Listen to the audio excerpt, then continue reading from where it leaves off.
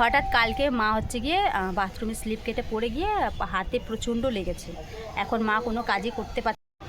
আর এই হচ্ছে সেই আলু গাছের অবস্থা, একদম কাঁচা হাতে এটা করে নিই, তারপর তোমাকে হোমওয়ার্কটা করে দেবো।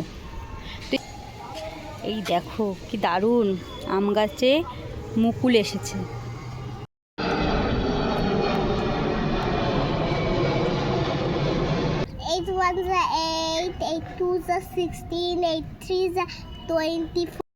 হ্যালো এভরিওয়ান, সবাই কেমন আছো? আশা করি সবাই খুব ভালো আছো, আর আমরাও ভালো আছি। রোদের জন্য আমি তাকাতেও পারছি না ঠিক করে, চোখগুলো একদম ছোট্ট ছোট্ট হয়ে যাচ্ছে। যাই হোক, এখন একা একা মানে একা না, মামা আর আমি দুজনে মিলে ছাদে বসে রয়েছে। ছাদে আজকে বেশ ভালো রোদ উঠেছে। তো রোজকারের গল্প করার সঙ্গে হচ্ছে আমার দিদি। তো দিদি আজকে বাড়িতে নেই, মানে দিদির বড় মেয়ে দুজনেই কেউ বাড়িতে নেই, গেছে হচ্ছে গিয়ে আমাদের বাড়িতে, মানে আমার বাপের বাড়িতে গেছে। তো দিদি ছোটো মেয়ে তো প্রায় 1 মাস হতে গেল গেছে দাদুর বাড়ি বেড়াতে। আর ওকে কেউ যদি ফোন করে আসার কথা বলে বা নিয়ে আসতে যাবো এই কথাটা বলে, সাথে সাথে ফোনটা কেটে দেয়, এত দুষ্টু হয়েছে। আর দিদিও ভেবেছিল যে কয়েকদিন বেড়াক, কারণ এই বছর থেকে মানে সামনের বছর থেকে ওর আবার নতুন স্কুল শুরু হবে, তখন তো আবার বেড়ানোটা কমে যাবে। তো দিদি ভেবেছিল কয়েকদিন পরে মানে ভর্তি হওয়ার আগে আগে গিয়ে ওকে নিয়ে আসবে। তো হঠাৎ কালকে মা হচ্ছে গিয়ে বাথরুমে স্লিপ কেটে পড়ে গিয়ে হাতে প্রচণ্ড লেগেছে। এখন মা কোনো কাজই করতে পারছে না, হাতটা নাড়াতেই পারছে না আর কি, ব্যান্ডেজ করা রয়েছে। ভেঙে যায়নি, মানে মোচকা লেগেছে খুব, মানে বাজেভাবে একদম। তো সেই কারণে দিদি গেছে দিদি ছোটো মেয়েকে আনতে, সাথে মাকেও নিয়ে আসবে, কারণ মা আসলে এখন কয়েকদিন তো কাজ টাজ করতে পারবে না, আমাদের বাড়িতে থাকলে রেস্টেই থাকবে। আর আমার বাবা খুব একটা ঘরের কাজ করতে পারে না, মানে রান্না বান্না এই সমস্ত কাজ বাবা পারে না আর কি। তো সেই কারণে বাবাও বললো যে তাহলে নিয়ে যা, মা গিয়ে তোদের ওখানে কদিন থাকবে, তাহলে সুবিধাই হবে বাবার জন্য, বাবা বাবাও একা করে নিতে পারবে। সেই কারণে দিদিটা তো বাড়িতে নেই, আর আমি আর মেয়ে বাড়িতে রয়েছি, আর খুব বোর হচ্ছি আর কি। আর আজকে একদম সকাল সকাল সমস্ত কাজ আমার হয়ে গেছে, মানে রান্না বান্না, স্নান করা, খাওয়া দাওয়া সব কিছু। এখন কটা বাজে বলো তো? এখন 1:32 বাজে। তো মোটামুটি আমার সব কাজ কমপ্লিট। আর মামামের স্কুলের বেশ কিছু হোমওয়ার্কও রয়েছে, ওদের তো সেই উইন্টার ভ্যাকেশন দিয়েছে প্রায় 10-12 দিনের জন্য। তো আমি ওকে বললাম তাহলে চল ছাদে গিয়ে বসে বসে রোদের মধ্যে হোমওয়ার্কগুলো তুই করবি, আমি বসে থাকবো, তাহলে কাজটা তাড়াতাড়ি হয়ে যাবে। কারণ ঘরে বসে বসে না শীতের দিনে মানে কিছু করতে, বিশেষ করে বসে বসে পড়ানো বা এইসব কাজ করতে খুব ল্যাদ লাগে, ওই জন্য রোদেই চলে আসলাম। আর সাথে করে দাও আর সাথে করে নিয়ে এসছি রায়তা। এই রায়তাটা খেতে এত ভালো লাগে। আগে আমি রায়তা বানাতাম হচ্ছে গিয়ে সব ফল টল একদম ছোটো ছোটো করে কুচি কুচি করে কেটে তারপরে, তো ওটার থেকে না এরকম মানে কি বলে, গ্রেট করে নিলে বেশ ভালো হয় খেতে, এটা খুব টেস্টি। আমার মেয়ে আগে খেত না, কুচি কুচি করতাম বলে, তো এখনও রায়তা খেতে খুব পছন্দ করে। মানে রোজ বলে যে মামাম দুপুরে খাওয়া দাওয়ার পরে রায়তা বানাবে, আর আমিও বানাই, তো বেশ ভালো লাগে। নিয়ে এসেছি ছাদে বসে দুজনে মিলে খাচ্ছি। আর আজকে মামাম আর আমি করেছি শ্যাম্পু। শীতের সময় মানে শীতের দিনে শ্যাম্পু করাটা হচ্ছে সবথেকে বড় কাজ, তো সেটা হলে মনে হয় জানি অনেক কাজ হয়ে গেছে। আর আজকে সকাল 5:45টার সময় আমি সব জামা কাপড় কেচে দিয়েছি, শুকিয়েও গেছে, যাওয়ার সময় নিয়ে যাব। হ্যাঁ বলো। হ্যাঁ দেখাবো পরে। তো এই আর কি, চলো মামা এটা খেয়ে নিয়ে মামাকে একটু হোমওয়ার্ক করাই, তারপর তোমাদের সাথে পরে দেখা হচ্ছে। আর আমাদের ছাদে আলু গাছ লাগিয়েছিলাম, মানে যেদিন লাগিয়েছিলাম সেটা তো তোমাদের সাথে শেয়ার করেছি। এবার আলু গাছটা ঠিকঠাক বেরিয়েছে না কি অবস্থা সেটা তোমাদের দেখানো না, আজকে দেখাবো। তো চলো দেখাচ্ছি পরে। এই যে হচ্ছে দিদির লাগানো আলু গাছ, খুব ভালো বেরিয়েছে, একদম কাঁচা হাতে দিদি প্রথমবার সবজি চাষ করেছে, সেই হিসেবে খুব ভালো এই গাছগুলো বেরিয়েছে।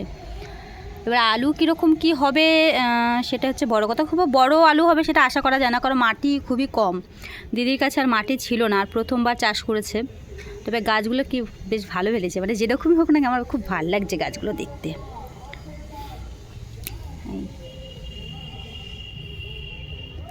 হচ্ছে আলু গাছ, এরপরের আপডেট অবশ্যই দেবো আলু গাছ কী হলো না হলো, এখন আজকে এটুকুই দিলাম আপডেট। আর এখানে মামামকে নিয়ে এসছে বই পড়তে, ও আমাকে বলছে আমি একটু হোমওয়ার্ক বলছে ড্রয়িং করে নিই, তারপরে হোমওয়ার্কটা করব।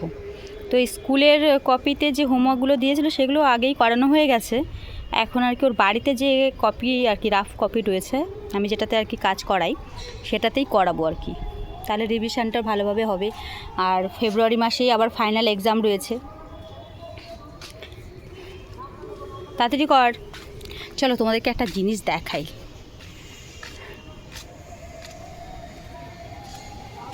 এই দেখো কি দারুণ আম গাছে মুকুল এসেছে।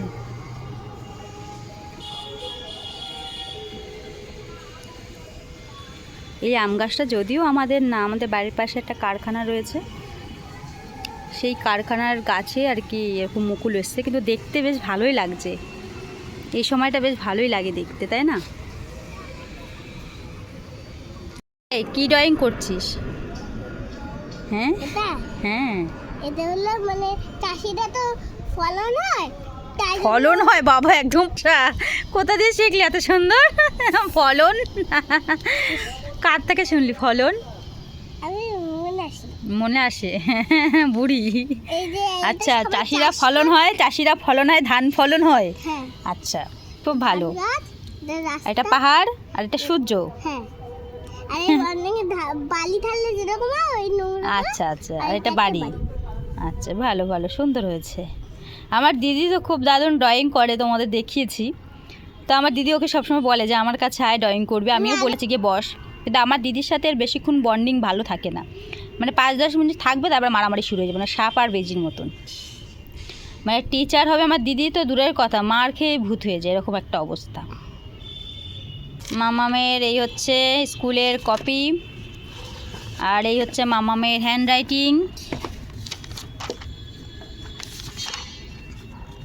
এখন আমি হচ্ছে তোমাকে এইগুলো রিঅ্যারেঞ্জ এগুলো ধরবো, ঠিক আছে?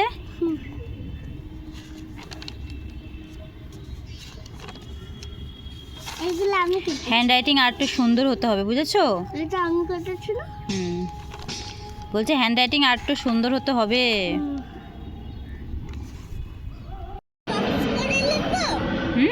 বক্স বক্স না, এমনি নর্মাল লেখো।